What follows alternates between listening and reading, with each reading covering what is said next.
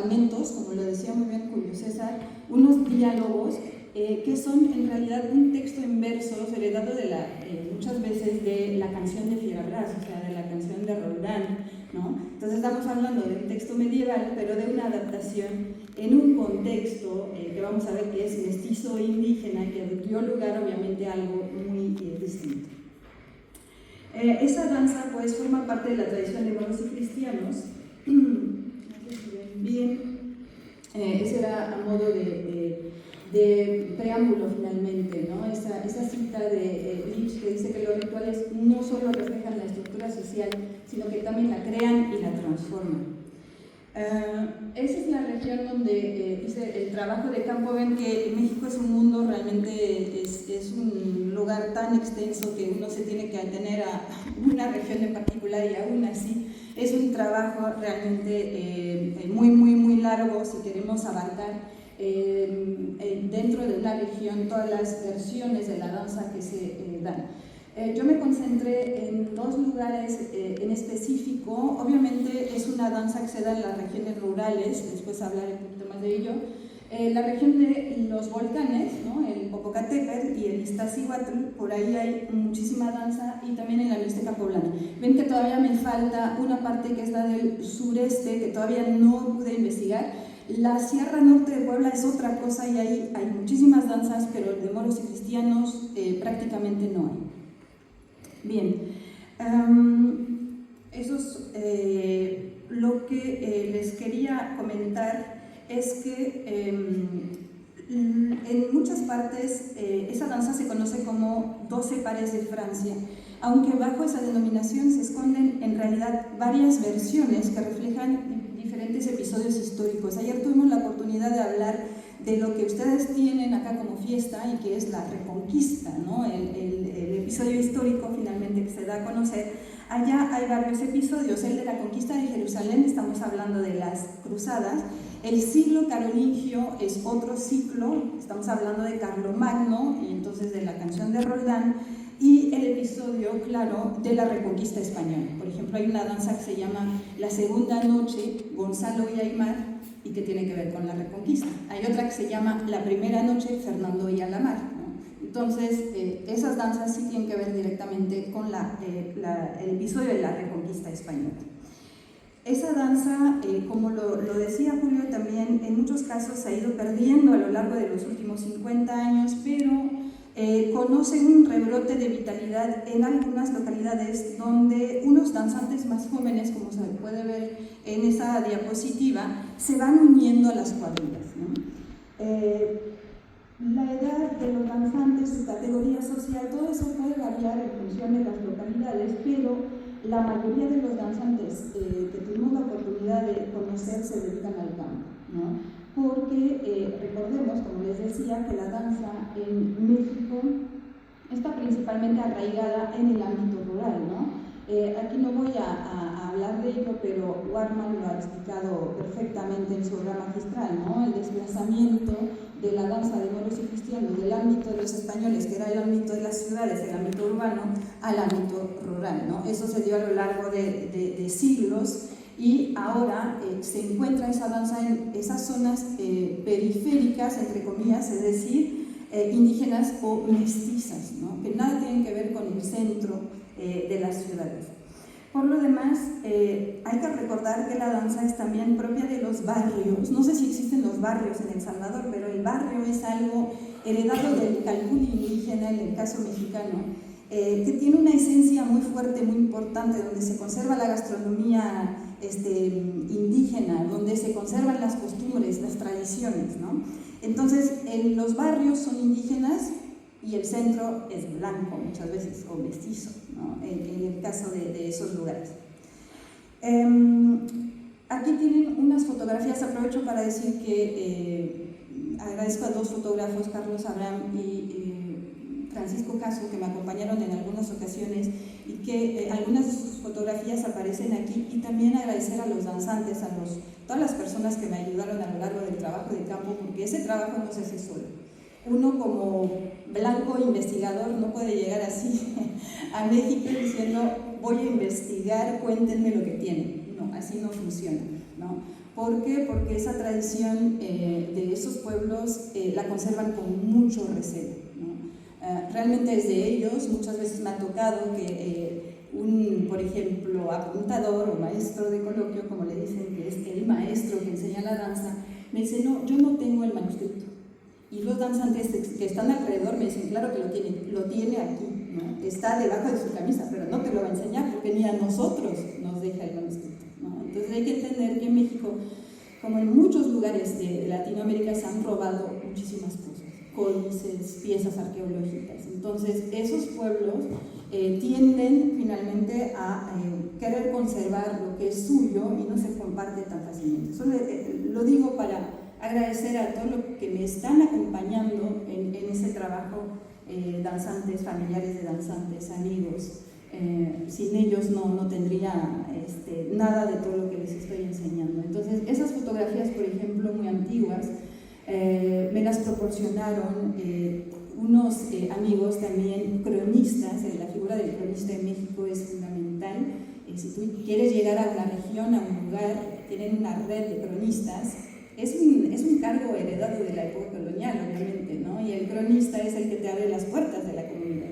Y él conoce perfectamente la comunidad, ¿no? Entonces los cronistas también, que forman parte en Puebla del Consejo de la Crónica del Estado de Puebla, se van juntando y de repente me aparecen mensajes en mi teléfono de, ¿sabes qué? Me puse en contacto con el apuntador de tal lugar, ya lo puedes conocer, ¿no? Así funciona el trabajo de campo y por eso es fascinante. Esa es una fotografía muy antigua, es de los años 50, ¿no? Esas dos fotografías. Y se ve, precisamente, estamos hablando de un pueblo que se llama Huehuetlán el Chico, que está en el sur de la Mixteca poblana, y ahí se ve que es un ámbito sumamente rural.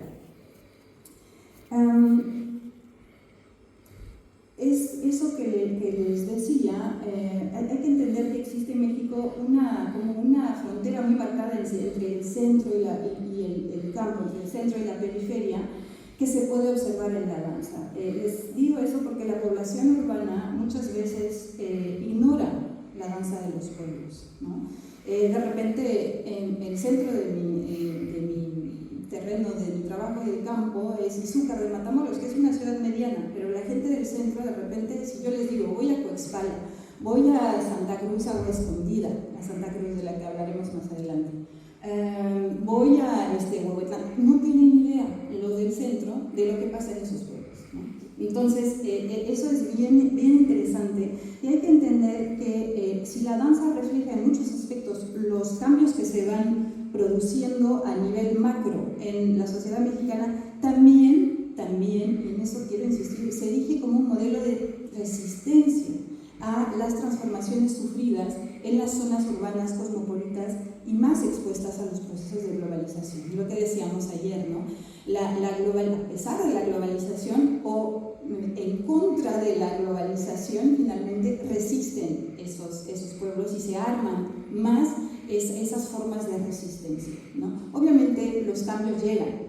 Es lo que decíamos a propósito de la cuestión del patrimonio y de la salvaguarda, dijo Ángela ayer, ¿no? Es un proceso dinámico. La danza, la fiesta es un proceso dinámico. No la podemos conservar en un estado en un momento dado, ¿no? Es imposible. Entonces las influencias vienen de muchos lugares y por eso se conserva, porque se transforma. Lo que no se transforma muere, ¿no? Entonces hay que estar también muy atentos a todos esos aspectos. Bien, yo creo que voy a pasar muy rápido sobre la cuestión de los delineamientos teóricos, porque hay muchas cosas de las que les quiero hablar. Más que nada, hay que entender que lo que yo me propongo finalmente en esa ponencia, con ese enfoque sociocultural, es que estamos hablando de la cuestión de la identidad y la cuestión de la cohesión del grupo, de lo que estábamos precisamente hablando hace un rato, ¿no? Su transmisión de una generación a otra, la unión que permite experimentar frente a otras comunidades, también eso es bien interesante. Yo entendí que acá la cuestión de Alcoy es una cuestión un poquito polémica y cómo las demás fiestas pueden existir, ¿no?, frente al juego, ¿no? Entonces ahí está un tema muy, muy interesante. Y en el caso de México, la afirmación de una nacionalidad también, porque en la danza siempre está la figura de la Virgen de Guadalupe, que de por sí es emblema nacional, y la bandera mexicana, siempre. Entonces, la afirmación de una nacionalidad en un entorno globalizado son aspectos relevantes para quienes nos interesamos en la permanencia y lo que sería la refuncionalización de esa danza que ha experimentado obviamente una serie de cambios. La dimensión social del ritual, bueno, Durkheim lo ha explorado en fechas muy tempranas y lo lleva a decir lo siguiente: todos conduce pues hacia la misma idea. Los ritos son, ante todo, los medios por los que el grupo social se reafirma periódicamente. Hombres que se sienten unidos, en parte por lazos de sangre, pero aún más por una comunidad de intereses y tradiciones, se reúnen y adquieren conciencia de su unidad moral. La danza, en tanto que expresión cultural, es también el reflejo de normas culturales y sociales. Lo dijo Marcel Mauss muy bien, y por tanto una manifestación que estructura el pensamiento social dentro de un grupo y más allá, algo que desarrolló perfectamente Levi-Strauss. En efecto, más adelante de la comunidad, la existencia misma de la danza habla de su vínculo con la sociedad en general. En la danza están en juego relaciones simbólicas de poder. Ahí se perpetúan estructuras sociales antiguas. Se exploran y reinventan también vínculos y jerarquías. Se juegan cuestiones de identidad y de género. Bueno, un sinfín de cosas. En realidad no me va a dar tiempo a abarcar todo eso, pero bueno. Esta danza, como les decía, ha sufrido una serie de cambios, pero a pesar de eso es un espacio de resistencia y de perpetuación de la identidad singular de los barrios, pueblos y comunidades que la producen. Como lo analiza François Laplantin, la modernidad desarraiga, universaliza, aculturiza. Los procesos de urbanización y de migración forzadas destruyen el tejido social y, sin embargo, al hacerlo, esos procesos modernizadores producen su contrario, la reafirmación del sentimiento nacional y regional, lo que Octavio Paz ha llamado la venganza de los particularismos. En el caso de México es evidente. Algo que podríamos aplicar a la danza, que tiene un fuerte sentido de pertenencia a un territorio y que goza por lo mismo de una fuerte identidad comunitaria. Para tratar de construir ese panorama social de la danza, que sin ser exhaustivo quiere ser el más completo posible, si no logro abarcar todos los temas que tengo aquí apuntados, creo que no pasa nada, que se van a publicar, así que en cualquier momento me interrumpen para que armemos una plática que también puede ser más interesante y menos aburrido para todos ustedes, ¿no? Vamos a partir en esa ponencia del núcleo familiar y comunitario, o sea, de la unidad más pequeña finalmente para llegar a lo más grande, una perspectiva más amplia que contemple las interacciones y circulaciones que la danza supone a nivel municipal, nacional y global. Y veremos también la problemática de la migración en México, que es muy fuerte, y también la danza ahí juega un papel esencial. Bien, el núcleo familiar, primero, la familia, que se suele considerar como la unidad o la institución social primaria que permite la transición del individuo hacia la sociedad, la familia desempeña un papel esencial respecto al tema que nos interesa. En efecto, la danza se suele transmitir de una generación a otra, como acá, como lo estaban diciendo hace un rato, de padres a hijos, de abuelos a hijos, a nietos, dentro del núcleo familiar. La mayoría de las veces, en el caso de México, en línea masculina. ¿Por qué? Simplemente porque, tal como existía en la época colonial, en el teatro de evangelización, franciscano no hay mujeres, obviamente, son todos hombres, ¿no? En el caso de la danza, que tiene mucho que ver con teatro, pero que no es representación tal como lo conocemos en el teatro occidental, no tiene nada que ver, es una presentación, en realidad es un ritual, ¿no? Pero de igual forma hay 1, 2 a veces papeles femeninos, que es el papel de la princesa. En el caso de los episodios que tienen que ver con la reconquista española es la princesa Zulema, ¿no? En el caso de Carlomagno es Floribes, obviamente, ¿no? Son los personajes femeninos, en ese caso representados por mujeres, pero todos los demás papeles, aparte del ángel, que se supone que no tiene sexo, entonces puede ser hombre o mujer, pero niños, ¿no? Más chiquitos, ¿no? Pero realmente las mujeres no están bailando, o muy poco. Pero eso está cambiando, lo vamos a ver. Es bien interesante la reivindicación ahora de las señoritas, de las jóvenes que dicen, yo también quiero pelear con el machete, ¿no? ¿Por qué mi hermano lo hace y yo no? Entonces, en ese sentido sí está reflejando también muchos cambios. Obviamente hay resistencias, ¿no? Y lo veremos más adelante.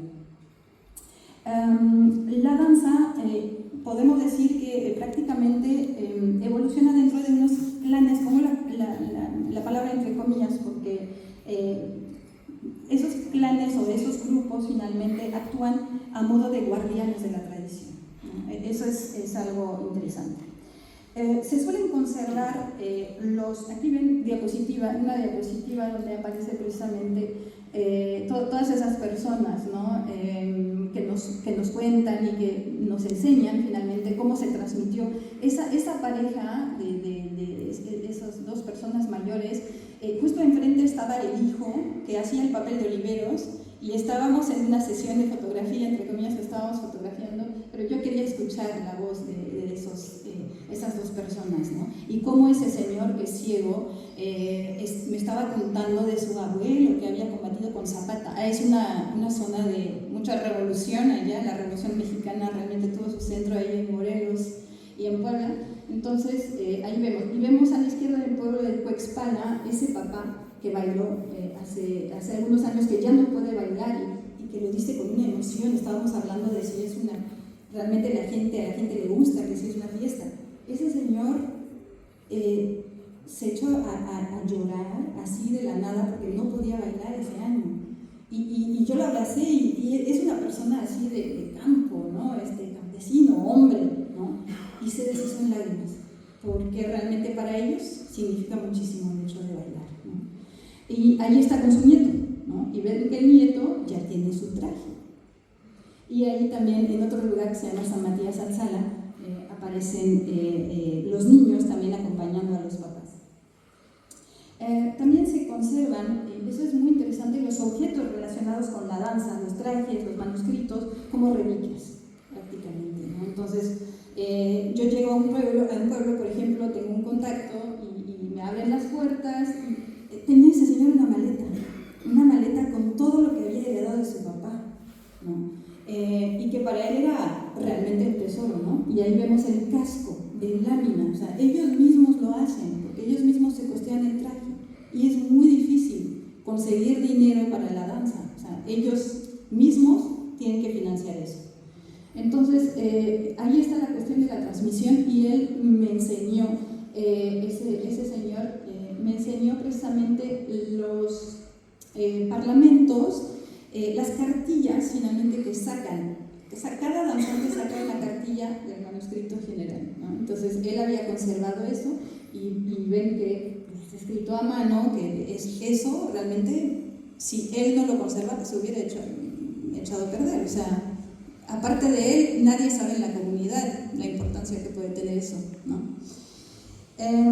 Entonces, la danza no solo se transmite a través de las vivencias y de la experiencia compartida, sino que vive también por medio de los objetos, los trajes, decía, los accesorios, el libreto, que es el manuscrito, ¿no? Que una generación deja a la otra. En algunos casos se luce el traje con mucho orgullo. Es el caso, por ejemplo, de Juan Cruz, que ven aquí en esa diapositiva. Es bien interesante porque él baila con el traje de su papá, ¿no? Entonces nos dijo que ese traje tiene como unos 30 años y que realmente para él es un orgullo y lo luce en la fiesta, ¿no? Ese señor, ese joven, debe tener unos 35 años o algo así, o sea, es joven, vive en la Ciudad de México, es ingeniero. ¿Y qué hace? Todos los años pide permiso en el trabajo, una semana, para poder estar en el pueblo, bailar, estar en los preparativos de la fiesta, ¿no? Entonces, y una persona joven, Entonces, eso nos dice mucho también de la dimensión, de la fuerza, de la esencia que representa para esa gente bailar en la danza, ¿no? Bien, el libreto también se conserva como un tesoro familiar realmente. Esa foto la saqué en Huehuetlán. El chico, ese señor ya murió, y su papá era apuntador en la danza, entonces él heredó también todos los libretos de su papá, y ahí aparece uno de los manuscritos, ¿no? Entonces algún familiar siempre conserva en un rincón de su casa el antiguo libro de coloquio. A mí me ha tocado que entras en una casa y de repente te abren un armario y debajo del armario está ahí un libreto y dicen, no sé qué es realmente, pero a lo mejor te puede interesar, ¿no? A mí me ha tocado así ver un manuscrito de 1913, ¿no? Entonces es muy emocionante, es algo realmente bastante extraordinario. Pero hay que tener en cuenta que para el investigador el acceso a esos documentos es complicado, ¿no? En Agua Escondida, que les enseñé una foto para ver también cómo se hereda, en este caso de padre, don Gavino, a hijo, don Enrique, y a su hija, que hace el papel de la princesa Zulema en la danza, ¿no? Entonces ahí está la transmisión, la cadena de transmisión de la danza está asegurada. También su hijo está en la danza. Bien, eso es para un poquito explicar la cuestión. Estoy viendo la hora, luego me dicen, ya se fue Daniel, no me puede decir que ya me pasé de tiempo, pero bueno, lo que les quería decir es que después de la cuestión de la familia, quisiera centrarme en la cuestión del género, ¿no? En el sentido de, estamos oscilando entre la tradición y la apertura a nuevos cambios sociales. Yo quisiera hacer un apartado sobre la cuestión del humor, porque es bien interesante. Yo llegando a México, así novata en esos aspectos, yo no soy antropóloga, tengo que precisarlo. Yo antes de llegar a México en el 2019 nunca había hecho trabajo de campo, que para mí era un problema de legitimidad, ¿no? ¿Cómo voy a hacer trabajo de campo si no soy antropóloga? Pero bueno, se dieron las cosas, ¿no? Y entonces, yo llegando a México pensé, moros y cristianos, seguramente ellos están orgullosos de salir de cristianos, como conocemos el arraigo en México de la religión católica, la importancia de la Virgen de Guadalupe, todo lo que ustedes quieran. Dije, ¿cómo se reparten los papeles, ¿no? ¿Cómo es el chiste? Y me sorprendió mucho, pero la idea es que hacer de moro es realmente lo más prestigioso que se puede encontrar. Y a mí me sorprendió bastante, dije, ¿cómo? Porque ser moro es más prestigioso en México que ser cristiano. No sé si ustedes tengan también esa visión, sería interesante platicarlo. Lo que yo entiendo es que en una sociedad patriarcal y de tradición machista, como lo es la sociedad mexicana, a pesar de los cambios que se están dando, los valores masculinos encarnados por los contrincantes moros adquieren un prestigio impresionante para los danzantes. De hecho, a la danza, cuando no se la conoce como 12 pares, porque de repente te dicen, ahí bailan los 12 pares en Francia. Si no se conoce como 12 pares, se conoce como moros. Son los moros. Vamos a salir en los moros. ¿Qué pasó con los cristianos? Quién sabe, pero se fueron, ¿no? Son los moros. Por ejemplo, Sandro Cariño, que es el cronista de Chila de las Flores, en el extremo sur del estado de Puebla, estamos en la Mixteca poblana. Sandro Cariño dice, aquí dicen, vamos a los moros, al baile de moros, aunque el nombre oficial sí es Destrucción de Jerusalén, ahí es Destrucción de Jerusalén, paréntesis, ellos tienen la copia de es la copia de una copia de una copia de una letra, obviamente, la letra no es para nada del siglo XVII, pero tienen un manuscrito supuestamente de 1642, ¿no? Y ellos bailan a caballo. Bueno, los protagonistas, moro y cristiano, los dos reyes, están a caballo. Destrucción de Jerusalén, me hace pensar en lo que me decías de Torcuato Tasso, ¿no? La gente la conoce como baile de moros. La gente se identifica con los moros. Más allá de que ganen los cristianos, dice Sandro Cariño, pues dice no, baile de moros, ¿no? En los textos que pudimos consultar, los moros cobran un relieve singular. Hay que entender para ser moro hay que entrar en cierta categoría, condición física. El moro tiene que ser más alto que el cristiano, ¿no? Eso también es interesante. Suelen ser más altos y de mayor corpulencia. Te dicen, por ejemplo, yo conocí a unos danzantes y me dicen, yo soy demasiado chaparrito, como dicen en México, bajito para ser de moro, no puedo.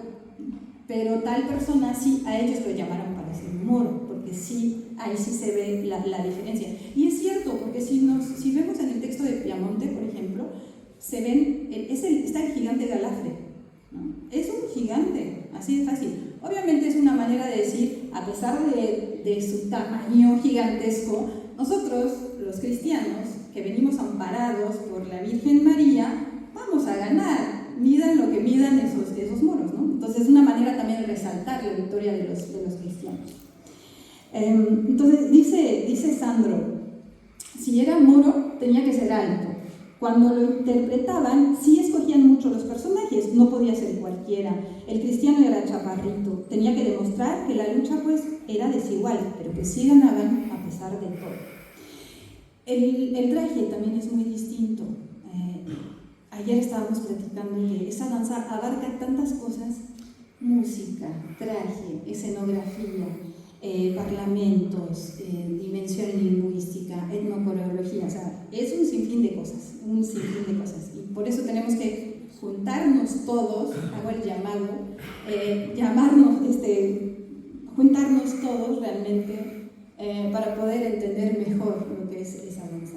Bueno, en México el traje de los moros, la capa es más larga, llega hasta los pies o incluso más. La capa de los cristianos es más cortita, y también es realmente más vistosa finalmente la de los moros, ¿no? Son rojas, ostentan motivos más llamativos, dragones, diablos, etc.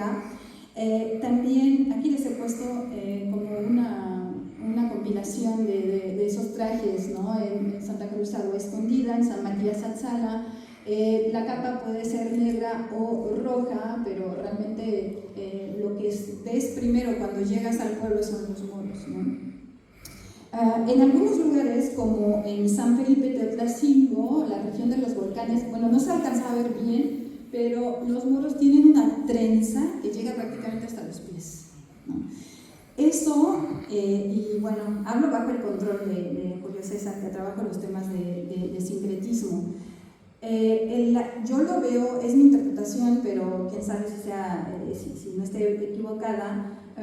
Yo creo que la cuestión de la cabellera es muy importante en el caso de los mexicas, por ejemplo, porque el cabello largo protegía el tonali. El tonali era la esencia del ser, ¿no? Entonces el cabello era lo que te permitía proteger, ¿no? El tonali. Entonces, por ejemplo, cuando llegan los religiosos, los españoles rapan muchas veces a los indígenas, porque ellos tenían ese cabello largo, símbolo de virilidad, y que también era lo que hacía su fuerza. Entonces, a lo mejor es una explicación, no van a estar de acuerdo, pero yo creo que en esa superposición entre el bando de los moros, que se supone que era con el que se iban a identificar los indígenas, ¿no? Obviamente, los vamos a convertir, ¿no? Entonces, en esa superposición, yo creo que la dimensión de la virilidad y del cabello largo puede ser una herencia de esa dimensión. Eso lo dejo abierto porque realmente lo estoy hablando también con un investigador, un antropólogo en México, que me decía lo mismo de los flecos que realmente aparecen y que tapan parte de la frente y de los ojos en México, en el caso de los moros, ¿no? Bueno, muchas cosas por investigar todavía. En todo caso, los moros son más, también los diálogos de ellos son más impactantes en cuanto a manejo del verbo, de la retórica, su tono de voz es mucho más belicosos, son más agresivos, más dispuestos a pelear y más arrogantes, ¿no? Encarnan en ese sentido valores de hombría y de determinación, cuando los cristianos, confiados en el apoyo de la Virgen, actúan de una manera mucho más medida, ¿no?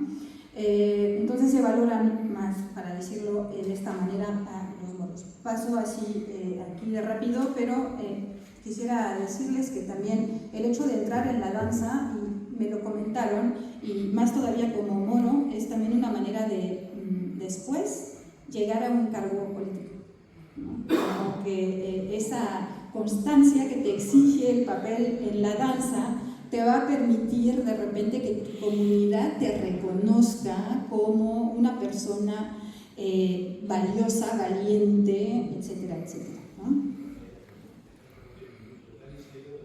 Ah, ok. Oh, uy, te toca esa 10 minutos. No, pues, ¿cómo les digo? Que de las 10 páginas que tengo estamos a 3. Pero bueno, no pasa nada, no pasa nada. Yo si quieren, lo que puedo hacer es pasar las diapositivas y se las voy comentando, y cualquier cosa se va a publicar de todas maneras, ¿no? Aquí están las mujeres, el papel de las mujeres que yo les decía, que entran en la danza finalmente. En San Felipe Tetlacingo hay 2 floripes, 2. ¿Quién sabe por qué? Pero bailan las 2 juntas, ¿eh? Entonces ahí sí las mujeres realmente llegaron y dijeron, de aquí no nos movemos. Bien interesante. Existe también un baile de moras en algunos lugares, pero se les llama las moritas, ¿no? Y se ve que el diminutivo, aunque sea afectivo, también tiende a disminuir, ¿no? El prestigio de la danza. Son las moritas, ¿no? Ellas no tienen diálogo. Y ahí aparecen en un lugar que se llama Santiago Teopantlán, Santiago, ¿no? La figura de Santiago en México es algo impresionante.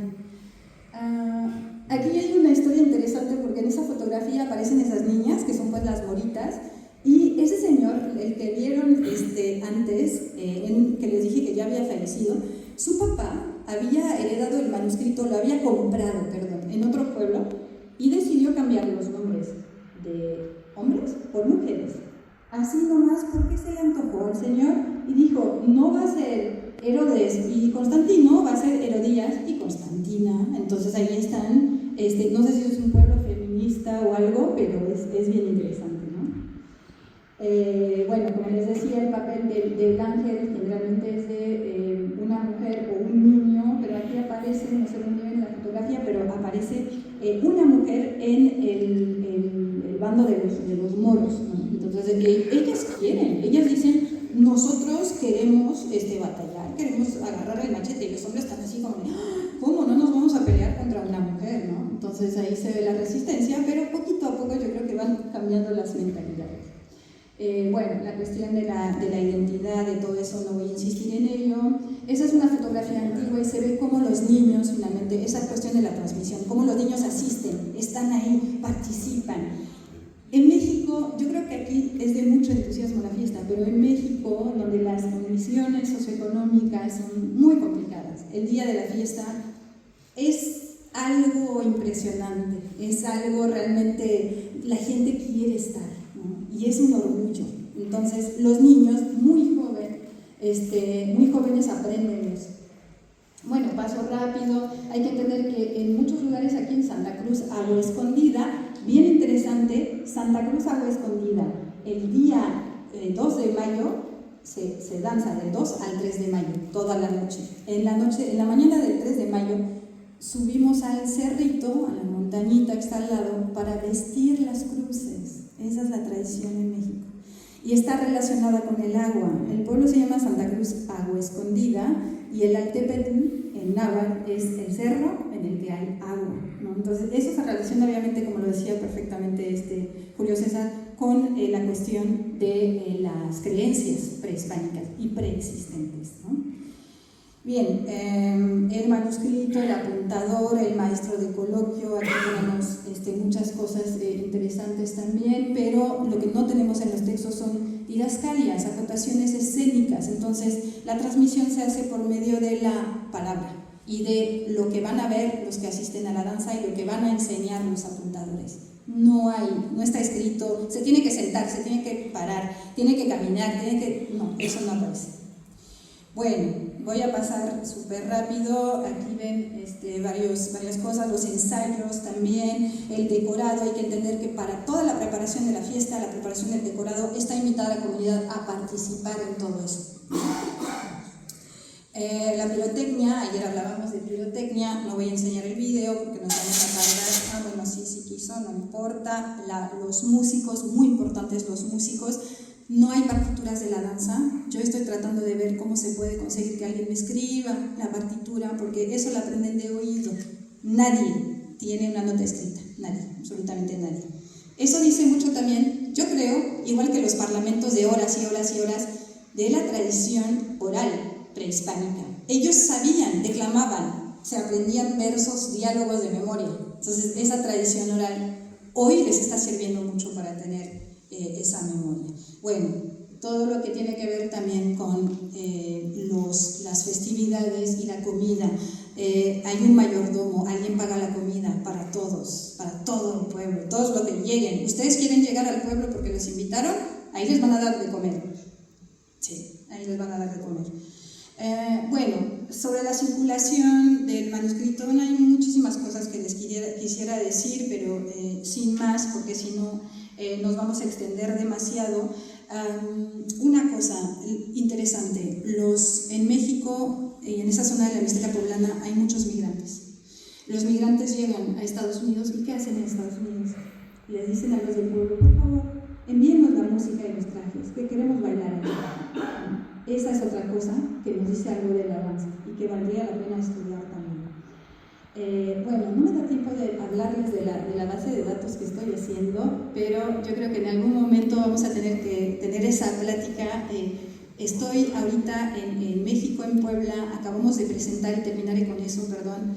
Estamos presentando una solicitud para que se acepte en la lista de patrimonio inmaterial del Estado de Puebla. Eso se va a hacer en el mes de septiembre, a finales de septiembre. Creo que va a ser el principio de algo muy bueno y yo estoy tratando de ver cómo involucrar a otros investigadores de otras áreas, insisto, musicólogos, antropólogos, historiadores, lingüistas, para unirse a esa base de datos que si conseguimos hacerlo todos juntos y cada uno va aportando su granito de arena, vamos a hacer algo muy grande. Y yo creo que con eso, y hablo bajo el control de Milena esta vez, yo creo que con eso sí tenemos un argumento para ir a la UNESCO en algún punto y decir, miren la diversidad de esa danza, miren la cohesión que significa en un momento en que nos están dividiendo, tratando de dividirnos a todos. Tratemos de tener esa cohesión. Perdón por el tiempo, muchísimas gracias por haberme escuchado y la plática sigue más adelante. Gracias. Es agradecerle a la UNDEF por la organización, el magnífico concierto que nos ofrecieron ayer y toda la organización, realmente es una maravilla. Estoy feliz. Con eso termino. Gracias. Quería hacer una reflexión sobre la importancia del texto. Es decir, a mí me pasó algo parecido que a lo que a ti te pasó. Cuando fui a buscar mejor dicho, yo fui a este sitio que se llama Guamantana, donde encontré los dos textos del siglo de oro, donde la gente no quería mostrar el texto, solamente quería recitar. Entonces, después, cuando ya me hice amigo de ellos, al cabo de unos años, me los dieron generosamente. Pero en el pueblo de Quipán, del que habló Raúl Faría, sí representaban la obra de Piamonte, esta de Florido, que es la verdadera historia de Carlomagno y los 12 de Francia.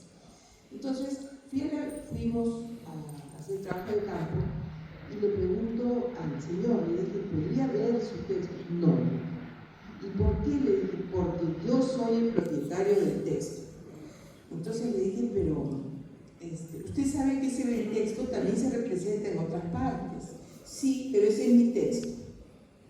Bueno, entonces como el tercer día que estábamos, perdí la paciencia. Entonces le dije, mire señor, le dije, yo respeto su posición, le dije, pero usted sabe que ese es el texto de Piamonte, y le expliqué un poco de dónde venía, y está en internet.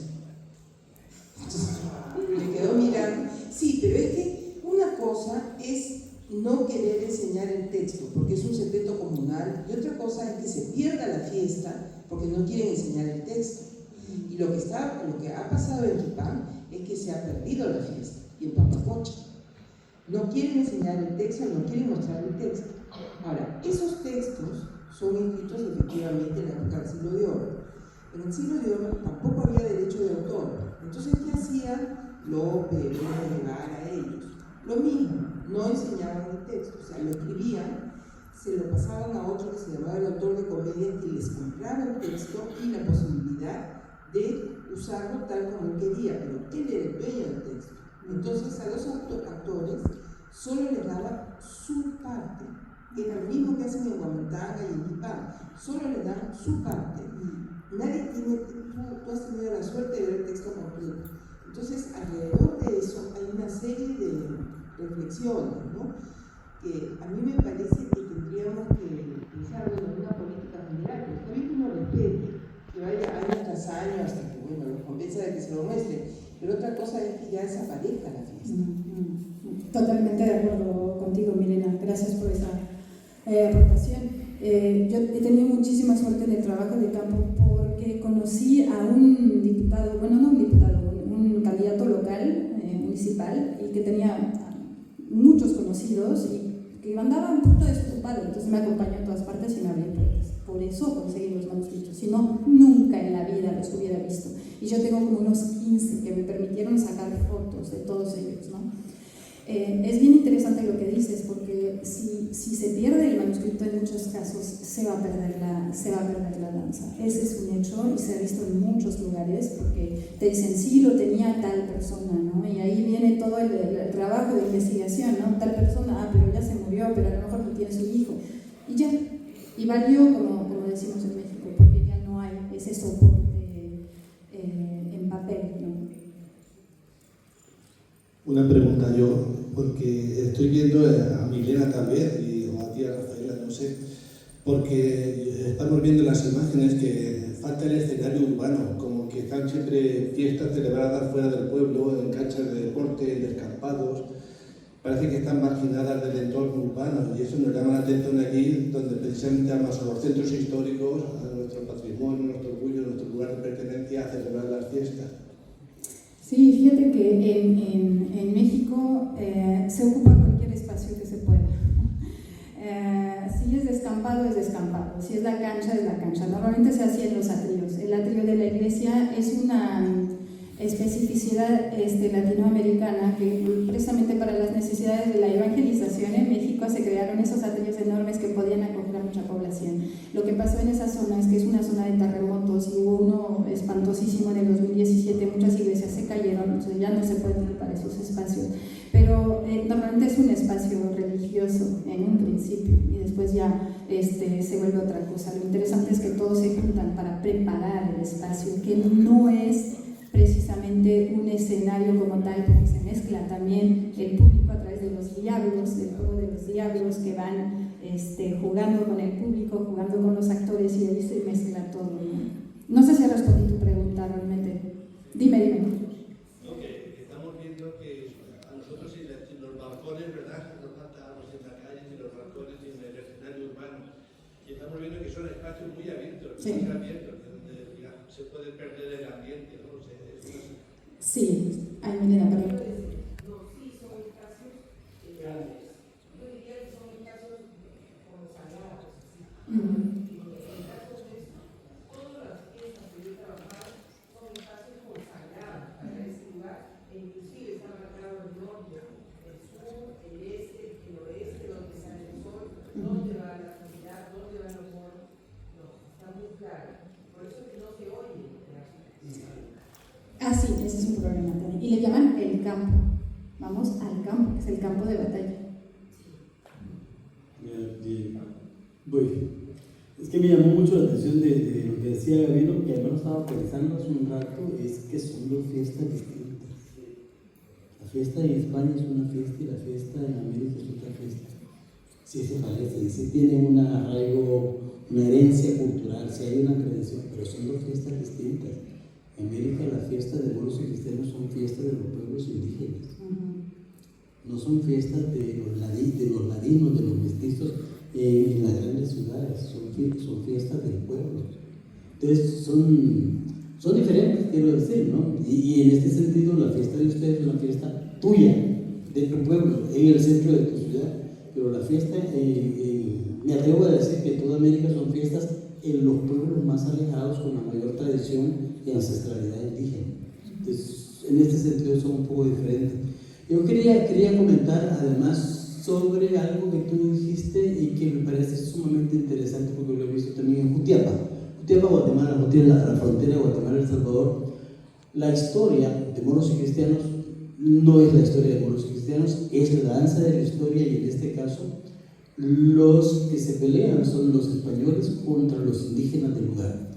Y los trajes de los indígenas son sumamente coloridos, lindísimos, de todos los colores que te puedas imaginar.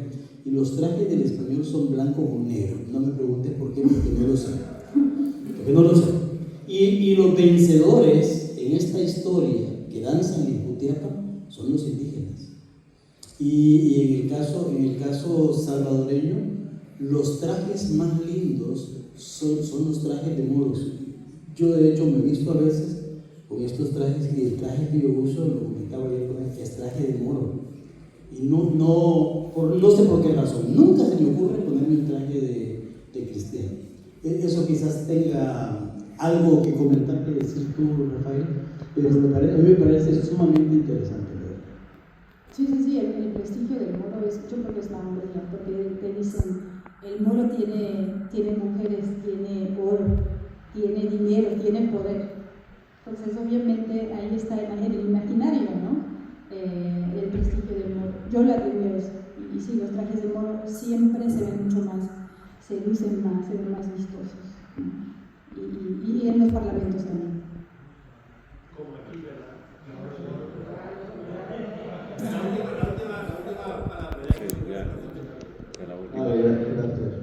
Sí, eso es así. De hecho, todos de niños queremos ser monos.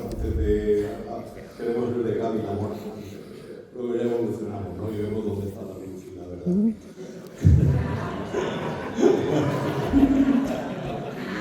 Bueno, el chancarrillo es parte. Yo ayer, en una intervención cuando intervino Ángela Carrayal, hablando de la posibilidad o la conveniencia de que la fiesta de moros y cristianos fuese declarada Patrimonio Inmaterial de la Humanidad por la UNESCO. Y yo fui bastante crítico, mi intervención fue muy crítica, de hecho, creo que literalmente dije, me parece que en estos tiempos una fiesta como la de moros y cristianos, que conmemora la victoria sobre los musulmanes, van a caer chuzos de punta para que la declare la UNESCO Patrimonio de la Humanidad. Pero claro, estoy viendo aquí desde la primera ponencia del sincretismo, no es un fenómeno nuevo, pero tal como lo expresamos, las fiestas de moros y cristianos en toda América, la extensión, la globalidad de la fiesta. Y me surge una reflexión y una idea. Primera, una pregunta a los investigadores. ¿Conocen alguna otra fiesta con el mismo origen? No nos olvidemos que en España los desfiles no son desde el principio de los moros y cristianos, son luchas. No digo danzas, pero lo que nos explicaba ayer el profesor José Fernando, el origen de las fiestas son juscas, juegos de cañas, es decir, peleas, y no adquieren la forma de danza, por lo que yo sé, pero no son desfiles como lo vemos ahora, ¿no? Entonces, ¿conocen alguna otra fiesta con un origen tan común y que esté tan extendida en todo el mundo? Yo creo que por lo mismo de la extensión del catolicismo, de las cruzadas y diversas reconquistas, obviamente no puede existir algo semejante a lo de moros y cristianos, pero Milena, tú sabrás más. El micro. Hay que cortar. No.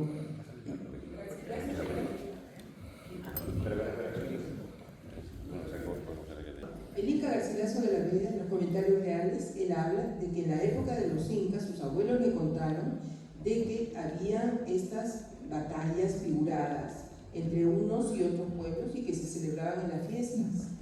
Por eso es que yo, como muchas personas, pensamos de que en realidad se juntan las dos tradiciones cuando vienen los moros y cristianos. Así. Tan es así que después se vuelve a juntar con Moctezuma contra Cortés y Atahualpa contra Pizarro.